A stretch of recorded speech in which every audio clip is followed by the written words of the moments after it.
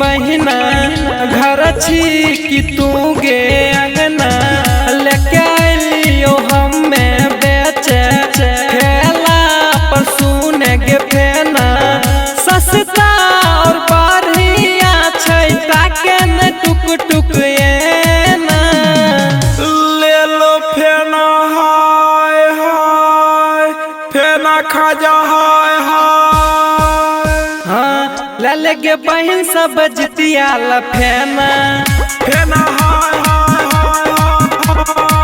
सुने गे दीदी खाली ताके नयना फेना हाय हाय फेना हाय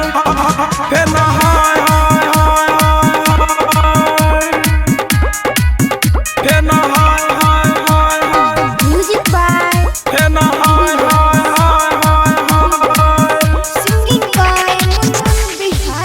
साले में एक बारिया बैठे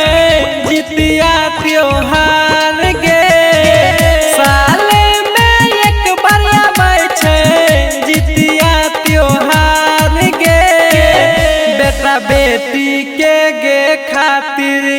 कर सब त्योहार गे बेटा बेटी के गे खातिर फेना हाय हाय खुश हो जाय छै जितवन भगवान जे करे छै जितिया पावन दुख संकट सब दूर रहे छै बाबा होय जाय छै प्रसन्न फेना हाय हाय बात मने सब बहिना गे लालन स्वादिष्ट फेना गे बात मने सब बहिना गे लालन स्वादिष्ट फेना गे मुनमुन श्रीकांत के मन ले कहानिया सुने गे बहिनिया मैले कहानिया जितवन भगवान के कर सुमरनिया सुने गे बहिनिया सुन सुन गे सखी बहिना घर छी कि तू गे अंगना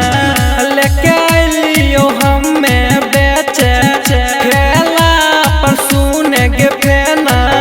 सस्ता और बढ़िया छै ताके न टुक टुक एना